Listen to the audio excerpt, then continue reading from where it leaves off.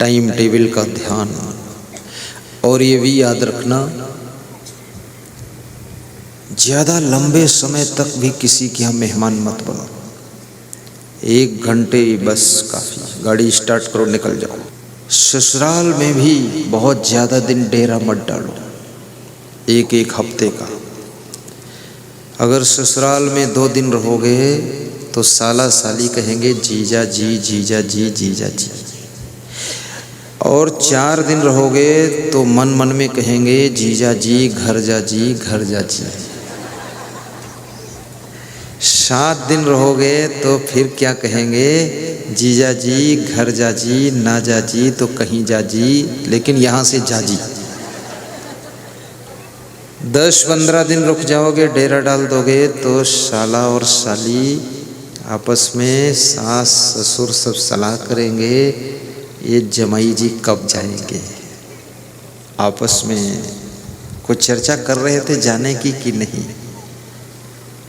तो साला साली मन में क्या सोचेंगे, जीजा जी घर जा जी, ना जा जी कहीं जा जी, मर जा जी पर यहाँ से जा जी। हाँ, इसलिए ससुराल में भी ज़्यादा डेरा मत डालना। और गरीब भी मत बनो, ससुराल से ज़्यादा धनवान बनो। बस दहेज में एक बार ले लिया सो ले लिया, अब देने लायक बनूंगा, लेने लायक नहीं रहूंगा। ऐसी हिम्मत करके रहो। सास ससुर को बोल दो, कोई तकलीफ होगी तो मेरे पास आ जाना, ये सब आपका ही खजाना है, आ जाना।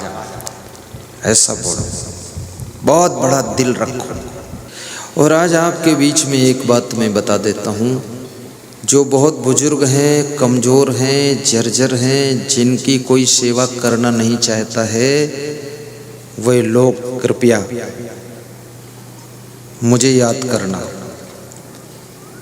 ऐसी जगह आपको रख दूंगा, बहुत सुंदर भोजन मिलेगा। छोले की सब्जी, हलवा, पूड़ी, खीर, रोटी, दाल, चावल, मस्त साफ कपड़े धुले हुए रोज, और बेड फर्स्ट क्लास, और दूध भी सुबह शाम, और डॉक्टर पर डॉक्टर वहाँ कंप्लीट खड़ा रहेगा, और आपका 1 पैसा खर्च नहीं होगा। ये फ्री सेवा मैं करवा दूंगा। लेकिन आत्महत्या मत करना, आत्महत्या मत करो, और घर में ज़्यादा लड़ाई झगड़ा मत करो। फिर अशोक सिंह को बता देना, राहुल सिंह को, कि मेरी अब बस। तो मेरा एक भक्त रहता है दिल्ली में, उसका नाम है भगत राम। क्या नाम है? भगत राम। 400 ऐसे लोगों की सेवा वो कर रहा है। 400 में तुम्हारा भी नाम आ जाएगा, वहीं शिफ्ट कर देगा। महात्मा गांधी के पोता जो नासा में वैज्ञानिक थे, उनकी सेवा करने वाला कोई नहीं था उनके घर, तो वे भी वहीं पर लास्ट में आए थे और मुझे मिले थे। सोचो, महात्मा गांधी के पोता, तो तुम्हारी भी सेवा वहाँ हो जाएगी। ज़्यादा झगड़ा झंझट बहू से मत मचाना, और ना तो लफड़ा करना। और याद रखना, तुम जहाँ रहोगे तुम्हारा भाग्य तुम्हारे साथ रहेगा, और कुछ कम नहीं होगा, सब हो जाएगा। बस वहाँ हम आपको नहीं मिलेंगे। हम 2-4 साल में एक बार जाते हैं, 1 घंटा के लिए, बस दर्शन, फोटो लगा के दर्शन कर लेना कि धन्य हो गुरुदेव, स्वर्ग में जीते जी पहुंचा दिया। पर ऐसे महान पुत्र बनो, महान बहू बनो कि अपने माता पिता, दादा दादी, सास ससुर की सेवा का मौका कभी दूसरे को न मिले, वो आपको ही मिलना चाहिए। भगवान को, देवी देवता को किसी ने देखा नहीं है। याद रखना, बुजुर्गों में, कमजोरों में, और आपके माता पिता में, सास ससुर में, और आपके दादा दादी के अंदर भगवत सत्ता का निवास रहता है। उनकी सेवा करने से भगवान की कृपा मिलती है, आशीर्वाद मिलता है। सेवा करना चाहिए, मुस्कुरा कर दो सेवा।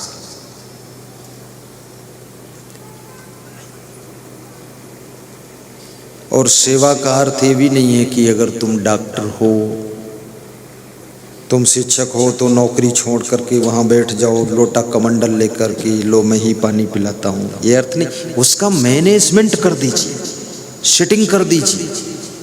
आप 60,000 रुपये महीने कमा रहे हो, 5,000 महीने पर एक कर्मचारी रख दीजिए कोमल हृदय का, कि आप यहीं रहोगे, कपड़े धोओगे, झाड़ू लगाओगे, पोछा लगाओगे, इनको समय समय पर सब खिलाओगे और सुबह शाम मैं भी मिलूंगा, पिताजी के पैर छू लूँगा।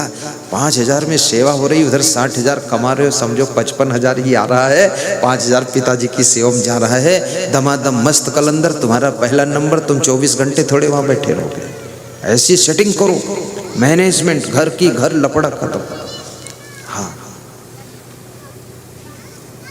अब कौड़ी खर्च नहीं करोगे तो सेटिंग कैसे बैठेगी। एक प्रेस में गया मैं लखनऊ में, तो वहाँ जो प्रेस के मालिक थे वे बहुत कमज़ोर थे, तो उनकी सेवा में एक आदमी लगा था कर्मचारी। मैंने पूछा क्या वेतन मिलता? बोले 6,000 महीना। बोले मैं पूरी इनकी सेवा करता हूँ, तेल मालिश करता हूँ पैरों में, भोजन खिलवाता हूँ और इनको पीठ पर लाद करके इधर से उधर बिठाता हूँ, बिस्तर बिछाता हूँ, रोज़ चादर बिस्तर की धोता हूँ और इनके कपड़े रोज़ धोता हूँ, स्नान कराता हूँ और इनको ऐसे रखता हूँ प्यार से। गुरुदेव मैं भी सुखी हूँ, ये भी सुखी हैं। इनका लड़का बहुत बड़ा प्रेस चला रहा है जिसमें 600 लोग कर्मचारी काम कर रहे हैं। वो सुबह शाम आ करके 10 मिनट अपने पिताजी के पास बैठकर हाल चाल पूछता है और छाछ में केसर डालकर इनको खिलाता हूँ और शाम दूध में केसर डालकर पिलाता हूँ। तो उनका चेहरा चमकता था। मैंने कहा पद्मधर मालवी क्या हाल है? बोले स्वर्ग में हूँ गुरुदेव, बेटा समझदार है, धन भी खूब आ रहा है और सेवा भी बहुत अच्छी हो रही है, ऐसी सिटिंग भी कर दो। और ज्यादातर लोग मैनेजमेंट नहीं कर पाते। आप स्वयं वहाँ कहाँ बैठ सकते हो? जैसे मेरे गुरु की सेवा, मैं थोड़े बैठ सकता हूँ, मैं बैठूंगा तो इधर प्रवचन कौन करेगा? और गुरु का आदेश है देश विदेश में प्रवचन करो, लेकिन वहाँ का मैनेजमेंट हमको करना पड़ेगा। किस तरह उसको मैनेज करना है, सेटिंग करनी है, तो वहाँ वो सुखी रहेंगे, प्रसन्न रहेंगे। अगर साधुओं की कमी है तुरंत वैतनिक आदमी लगा दूंगा फटाफट, तकलीफ नहीं होना चाहिए, रोज मोबाइल से बात हो जाती है। और यहाँ कोई ऐसा नाश्ता लाता अपने घर से बनाकर उसको पैक करा कर वहाँ भेजता हूँ नेपाल बॉर्डर कि गुरुदेव खाएंगे, मैं नहीं खाऊंगा। ये ध्यान रखना चाहिए अपने गुरु का, अपने माँ का, अपने पिता का, अपने सास ससुर का, अपनी वाइफ का, अपने पति का और अपने बच्चों का, सबका जो ख्याल करता है वो बहुत बड़ा बुद्धिमान हो जाता है और उसकी उन्नति होती है। सबका ख्याल करो, आपाधापी मत करो, स्वार्थीपना मत करो। तो ये प्रश्न का उत्तर है। गाइए श्लोक, बोलिए, 2 बार गाऊंगा श्लोक, आप याद कर लीजिए। मूर्खा यत्र न पूज्यन्ते धान्यम यत्र सुसंचितम, मूर्खा यत्र न पूज्यन्ते धान्यम यत्र सुसंचितम, दाम्पत्ये कलहो नास्ति श्री स्वयं आगता, श्री स्वयं आगता। तो मैं एक कहानी सुना रहा था, वो तीसरा मेहमान आया, रात को 12 बजे दरवाजा खटखटाया। पत्नी ने कहा मैं नहीं उठूंगी, तुम जाओ। तो पति बोला चलो ठीक, तुम मत उठो, लेकिन बोलो कुछ मत, अन्यथा सुन लेगा तो नाराज होगा, लौट जाएगा, कभी आएगा नहीं। बोले इसीलिए तो जोर बोल रही हूँ, ऐसे मूर्ख लोग कभी ना आए। जिसका दिमाग गर्म हो जाता ना, वो फिर कंट्रोल करो तो कंट्रोल होता भी नहीं, बोलते चला जाता है। तो पति उठकर गया, खिड़की से देखा, दरवाजा खोला और कहा आइए साले साहब, धन्यवाद। क्या बात है, साला आया। और ज्यों ही नाम सुना साले साहब, पत्नी ने रजाई फेंका, छलांग मार कर आ गई। आइए भाई साहब, आइए, बैठिए बैठिए। रात में ही नाश्ता बनाया, हलवा देसी घी का खिलाया, तो पति ने कहा, अरे तुम्हें नींद आ रही, ठंडी लग रही, तुम सो जाओ। अरे बोले, ये कोई मित्र थोड़े है, ये मेरा भाई आया है, इसके लिए क्या मेरे को नींद ही नहीं आ रही है। जिसके प्रति लगाव होता है, प्रेम होता है, उसके आने पर, मिलने पर नींद भी उड़ जाती है, ठंडी भी उड़ जाती है, गर्मी भी उड़ जाती है, और प्यास भी नहीं लगती, न भूख लगती है, सब तुम ब्रेक लगा देते हो और उससे प्रेम से मिलते हो। इसलिए याद रखना, प्रेम को इतना विस्तार रूप दे दीजिए कि आप जिससे मिलो उसके आनंद में तुम डूब जाओ और उसको अपने आनंद में डुबा दो। और यूट्यूब में भी आएगा ये मंगलमय घड़ी आने वाली है, कोई जाने न जाने। और आपको 3,80,00,000 व्यूअर यूट्यूब में है, वो सुनेंगे, देखेंगे, आपका भी चित्र आएगा। और टीवी में लगभग 5 से 7 करोड़ लोग उसमें सुन रहे हैं। पूरे वर्ल्ड में 10 करोड़ लोग भी सुनते होंगे, मुझे पता नहीं उसका। इसलिए मैं कहता हूँ आप भी गाइए, तो साथ में आपका गाता हुआ चित्र भी टीवी में आएगा और फिर आप भी देखोगे तो आपको लगेगा मैं कितना अच्छा गाता हूँ। तो सुजालपुर के 1 नंबर के गायक बनोगे तुम। अगली बार जब मैं आऊँगा तो तुम व्यास गादी से गाओगे, मैं उधर बैठकर सुनूंगा। बहुत अच्छा गाओगे आप। सब बुद्धिमान लोग हैं यहाँ, पहले ही बता दिया था मैंने।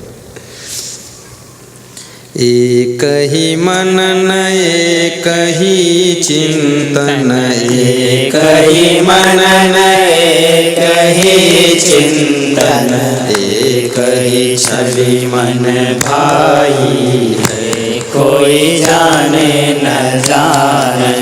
एक ही छवि मन भाई है, कोई जाने न जाने। मंगलमय घड़ी आई है, कोई जाने न जाने। मंगलमय घड़ी आई है, कोई जाने न जाने। सकल विश्व में उस गुरुवर की, सकल विश्व में उस गुरुवर की छवि सुंदरता छाई है, कोई जाने न जाने। छवि सुंदरता छाई है, कोई जाने न जाने। मंगलमय घड़ी आई है, कोई जाने न जाने। मंगलमय घड़ी आई है, कोई जाने न जाने। बोलिए सद्गुरु भगवान की जय। अब मैं आपको सुनाने जा रहा हूँ जो संत कबीर से छोटे छोटे 3 प्रश्न पूछे गए थे कि मनुष्य इतना बुद्धिमान होते हुए छोटी छोटी बड़ी बड़ी गंदी गंदी आदतों में क्यों फंस जाता है। मनुष्य इतना समझदार प्राणी होते हुए भी भ्रम भ्रांति में कैसे फंसता है। और मनुष्य इतना होशियार होते हुए भी उलझन में, टेंशन में, चिंता में क्यों रहता है। आइए तीनों का उत्तर बहुत शॉर्ट में देंगे। ऐसे इसका उत्तर तो बहुत विस्तार से देना चाहिए पर टाइम कम है, समय का ध्यान रखते हुए। जब तक मनुष्य को आत्मबोध नहीं होता है, हरि बिनु भर्म बिगुरचनि गंदा। हरि के बिना मनुष्य भ्रम में, उलझन में और गंदी आदतों में पड़ा रहता है। हरि यानी ये आत्मा रूपी परमात्मा ही हरि का रूप है। जब तक आपको आत्मज्ञान नहीं होगा कि मैं कौन हूँ, हु एम आई, हूँ कौन छूं, मेरा स्वरूप कैसा है, अपने आप को पहचान जब तक नहीं होगी और ये आत्मा अजर है, अमर है, अविनाशी है, अखंड है, शाश्वत है, शरीर के मरने से भी इसकी मृत्यु नहीं होती है, तुम शरीर नहीं हो, तुम अमर आत्मा हो। शरीर का जन्म होता है, इस आत्मा का जन्म भी नहीं होता है। शरीर की मृत्यु होती है, इस आत्मा की मृत्यु भी नहीं होती है। शरीर बीमार होता है, ये आत्मा बीमार भी नहीं होता है।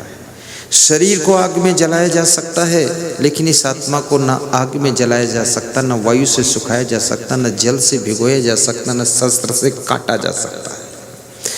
ये आत्मा शरीर को ऐसे चेंज करता है जैसे मनुष्य पुराने कपड़ों को चेंज करके नए कपड़े धारण करता है, ऐसे आत्मा एक शरीर को चेंज करके दूसरा नया शरीर धारण कर लेता है। ये आत्मा वही रहता है, तुम वही रहते हो, केवल कपड़ा बदल जाता है। ये आत्मा वही रहता, केवल शरीर बदल जाता है। और जिस घर में आज तुम्हारा जन्म हुआ है, मृत्यु के पश्चात तुम उस घर में भी पुनः जन्म ले सकते हो, और ये भी हो सकता है उस जिले में भी जन्म ले सकते हो, और ये भी हो सकता है कि आप दूसरे प्रदेश में भी जन्म पा सकते हो। आपको मरते समय कहाँ की याद आ जाती है, आपके कर्म आपको आगे यथा स्थान पर ले जा करके जन्म दिलाते हैं। इसलिए अगर अच्छी जगह पर जन्म लेना है तो जरा अच्छे कर्म कीजिए, पुण्य कर्म कीजिए, सत्कर्म कीजिए, तो आपका अगला जन्म भी बहुत अच्छी जगह पर होगा। और इतना पुण्य कमाइए कि किसी अच्छे परिवार में जन्म, दुष्ट परिवार में जन्म ना हो। और ऐसे कर्म कीजिए, सत्कर्म, जिससे कि भारत देश में जन्म हो, और भारत देश में भी मध्य प्रदेश में तुम्हारा जन्म हो, और ऐसे गांव में जन्म हो जिस गांव में मैं भी आऊं, प्रवचन सुनाऊं, हमारा तुम्हारा फिर मिलन। अभी एक राहुल की बेटी है, उसका नाम ओया है, रुद्रशिला, छोटी है। वो जब टीवी में देखती थी, प्रवचन सुनती थी, बहुत खुश होती थी, ताली बजाती थी। और कल से मैं उसको देख रहा हूँ, जब उसको लेकर मेरे पास आते हैं तो बोलती कुछ नहीं है, ऐसे आंखें फाड़ कर देखती रहती। ये टीवी से निकल के बाहर कैसे आ गया? वो छोटी सी, अब उसका वो पूर्व जन्म की श्रोता रही है, पूर्व जन्म की भक्त है, वो पूर्व जन्म की वो आत्मा हमारे सत्संग से जुड़ी है, हमसे जुड़ी है। इसलिए वो टीवी में ही बहुत उसमें कथाकार और गुरुजी आते हैं, लेकिन उसको उसी में चॉइस हुई कि ये ठीक गुरुजी है। और फिर जहाँ उसने जन्म लिया तो शायद उसी की आत्मा के पुण्य ने मुझको आकर्षित करके सुजालपुर में प्रवचन करने के लिए बुलाया है। ये भी हो सकता है। तो ऐसा तुम्हारा जन्म ऐसे गांव में हो, ऐसे प्रदेश में हो जहां कोई महान संत आकर के प्रवचन भी सुनाता हो। तो तुम शरीर नहीं हो, एक बात पक्की हो गई। तुम मन नहीं हो, तुम इंद्रियां नहीं हो, तुम अजर अमर अविनाशी आत्मा हो। और ये आत्मा स्त्री भी नहीं है, ये आत्मा पुरुष भी नहीं है, ये आत्मा बूढ़ा भी नहीं होता है, ये जवान भी नहीं होता, ये बच्चा भी नहीं होता, ये मरता भी नहीं, ये जन्मता भी नहीं है। आत्मा इन सब चीज़ों से परे है, जिसके स्वरूप का वर्णन श्री कृष्ण ने गीता में अर्जुन को सुनाया है कुरुक्षेत्र में।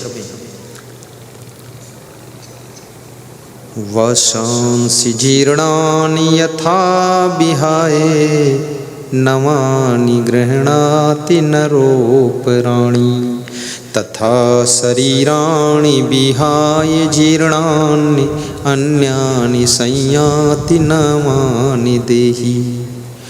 नैनं छिन्दन्ति शस्त्राणि नैनं दहति पावका न चैनं क्लेदन्त्यापो न शोषयति मारुता। न जायते मृते वा कदाचिन् नायं भूत्वा भविता वा न भूया अजो नित्यः शास्तो अयं पुराणो न हन्यते हन्यमाने शरीरे। जो मैंने हिंदी में अभी तक आत्मा के बारे में बताया था वो इस संस्कृत में कृष्ण भगवान ने अर्जुन को बताया है। ये आत्मा के स्वरूप को पहचानो, और जब तुम आत्मा के स्वरूप को पहचान लोगे तो अब पक्का हो गया। देखिए भ्रम आपके टूटेंगे। कैसे टूटेंगे? शुद्धोसी बुद्धोसी निरंजनोसी संसार माया परिवर्जितोसी। शुद्धोसी बुद्धोसी निरंजनोसी संसार माया परिवर्जितोसी। संसार स्वप्नम त्यज मोह निद्रा मंदाल सावाचि मुवाच पुत्रम। मंदाल सावाचि मुवाच पुत्रम। भाव बताता हूं। आत्मा जब किसी की मृत्यु होती है,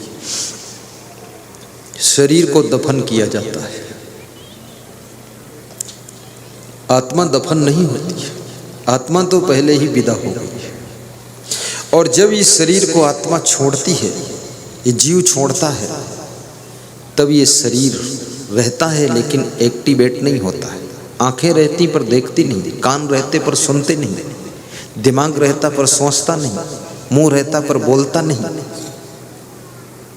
हाथ रहते पर उठते हिलते डुलते नहीं। हाथ तो गए नहीं कहीं, ना आंख गई ना मुंह गया, सब है लगा फिट सिस्टम।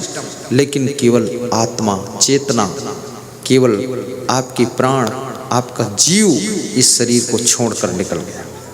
अब जितने लोग बचते हैं वो रोते हैं। कोई कहता मेरा पति मर गया, कोई कहता मेरा बेटा मर गया, कोई बोलता मेरा भाई मर गया, कोई बोलता मेरा बाप मर गया, कोई बोलता मेरे दादा मर गए। एक आदमी के साथ में 18-18 रिश्ते होते हैं, 18-18 नाते जुड़ते हैं एक जीव के साथ। अब सब रोते चिल्लाते हैं। क्यों? क्योंकि कोई उसको छोड़ना नहीं चाहता था।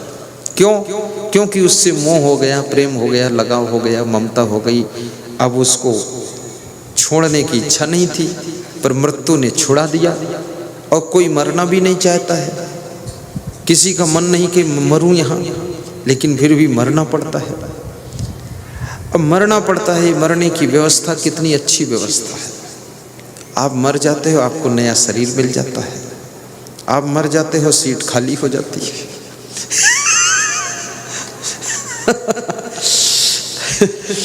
आप मर जाते हो, जो लोग आपसे परेशान हैं उनको भी राहत की सांस मिल जाती है। आप मर जाते हो तो आपके आने वाली पीढ़ी को स्वतंत्र कुछ करने का मौका भी मिल जाता है।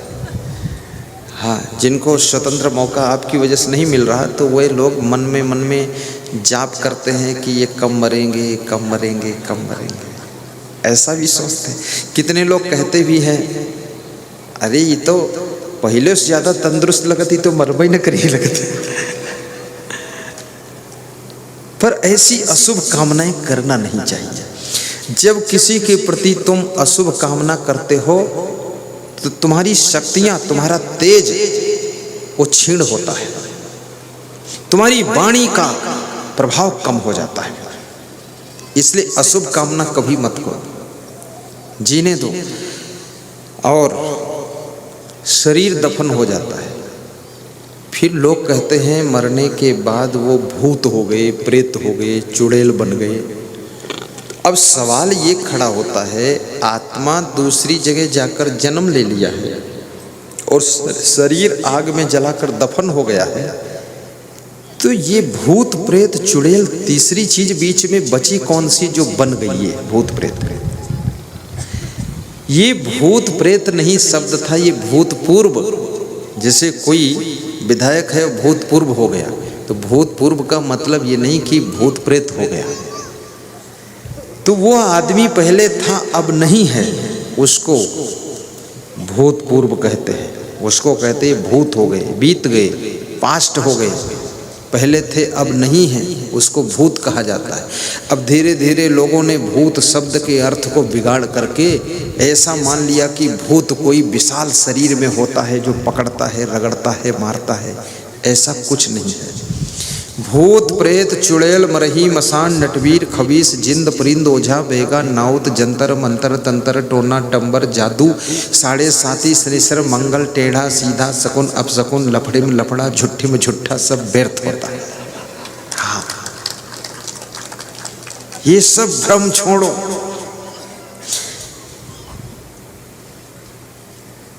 यदि कोई ऐसा मंत्र होता कि जिस मंत्र को लोग कहते मारक मंत्र, जिसके ऊपर मारक मंत्र जाप करा दो वो मर जाता है, तो अपन आतंकवादियों के ऊपर मारक मंत्र का जाप कराते और पाकिस्तान की तरफ जाप कर दो, सब आतंकवादी मर जाए। कुछ मारक वारक मंत्र नहीं है, ये तो सब अपने आप ही मरेंगे। मृत्यु लोक है, यहाँ कोई बच ही नहीं सकता है, सबकी एक दिन मृत्यु होती है। और थोड़ा समय हमें आपको मिलता है, किसी को 10 साल 20 साल 50 साल 60 साल 80 साल 90 साल, ये कुछ करने के लिए टाइम मिला है। तो इतने समय में बहुत से लोग तो अपने पेट के लिए ही नहीं कुछ कर पाते, अपना ही मकान नहीं बना पाते हैं, अपने लिए गाड़ी वाड़ी नहीं ला पाते हैं, अपने बच्चों को नहीं पाल पोस पाते, उसी में उलझे रहते हैं। लेकिन इतना करो कि आने वाली 2-4 पीढ़ियों को भी तुम्हारे कार्यों से लाभ प्राप्त हो। आपके अंदर सामर्थ्य बहुत है। ये परिवार के कलह कलेश में, कुटुंब के राग द्वेष में, इस गुस्सा में, आलस्य में, नाराजी में, मुँह फुलाने में अपना टाइम मत बर्बाद करो। ये तो घर का लफड़ा सफड़ा चलता रहेगा, कोई समझने वाले नहीं है। तुम अगर सोचो अपनी माँ को ठीक से समझा दूँ तब मैं कुछ करूँ, माँ नहीं समझेगी। वो 70 साल की पुरानी है, रघुमल है, वो ठीक नहीं होगी। तुमको ठीक होना तो हो जाओ, नहीं तो तुम बर्बाद हो जाओगे उसके चक्कर में। बहुत लोग सोचते हैं पत्नी को सुधार दूं उसके बाद कुछ डेवलप करूं, अरे कुछ नहीं सुधरेगी, वही मॉडल रहेगी, चंडाल खोपड़ी चलने दो। बहुत सी लेडीज परेशान है अपने पति को कि इसको सुधार दूं, पति मेरा ठीक हो जाए तब मैं सुख मनाऊं। अरे ये ठीक नहीं होगा, ये पूर्व जन्म का तुम्हारा शत्रु आत्मा आई है, दारू पीकर आएगा, तुमको दुख देगा, तुम्हारे गले की चैन रात में खींच ले जाएगा, सुबह बेचकर फिर दारू पीकर आएगा, तुम रजाई में चैन ढूंढोगी और ले गया वो नालायक चंडिका अवतार। तो इनके चक्कर में भी मत पड़ो। अरे पतिवती थोड़े समय के लिए है, पत्नी वतनी पतिवती सब झंझटबाजी कुछ नहीं, राग द्वेष मत करो, उलझो मत। ये जो जैसे हैं इनको देख करके मुस्कुराओ और कह दो धन्यवाद है, सब बहुत अच्छे हैं, मेरे से सब अच्छे हैं, मैं ही खराब हूँ, सबको शुभकामना है। और अपनी ऊर्जा का प्रयोग करो और बहुत बड़ा कमाल करके दिखाओ। कितने विद्यार्थी पारिवारिक उलझन में पढ़ करके वो उनकी पढ़ाई चौपट हो गई, पढ़ाई छोड़ दिया कि हमारे घर में बड़ा झंझट है इसलिए हम पढ़ाई छोड़ें। अरे वो झंझट तेरे पढ़ाई छोड़ने से ख़त्म होने वाला नहीं है, वो सब घर के लोगों के पास बुद्धि उद्धि नहीं है, उसी में वो फुटबॉल खेलते रहेंगे। तू मत उसके बीच में जा, नहीं तेरे भी 2-4 लात मारेंगे बेवकूफ़ लोग, फालतू बात। तू अपना पढ़ और आगे बढ़ और भोपाल में मकान बना और इनको सबको ले जाकर वहीं हलवा खिलाना, बात को सब ठीक हो जाएंगे। तो अपनी कलाओं का सही प्रयोग करना चाहिए। ये समस्याएं, ये परिस्थितियां, क्या भगवान राम के सामने ऐसी विषम परिस्थितियां नहीं थी, लेकिन वो परिस्थितियों से प्रभावित नहीं हुए। कांटों के बीच में भी उन्होंने अपनी राह निकाली और उन्होंने अच्छा किया, बड़ा किया, शुभ कर्म किया, जिससे कि वे भगवान बन गए। अगर वे सोचते हमारे घर का कलह कलेश ठीक हो जाए उसके बाद हम कुछ करेंगे, वो ठीक होने वाला नहीं है। अगर ठीक भी हो जाए तो मंथरा आकर फिर बिगाड़ देगी, ठीक कहाँ होगा। घर घर में मंथरा है, पड़ोस में मंथरा है, गांव में मंथरा है, पुरुषों में भी मंथरा है, महिलाओं में मंथरा है। ये सब बिगाड़ते रहते, कुछ लोग बिगाड़ने का काम करते, कुछ लोग सुधारने का काम करते हैं। ऐसे सब लहड़म पहाड़म गड़बड़ सड़बड़ चलता रहता है। बस तुम अपने लक्ष्य पर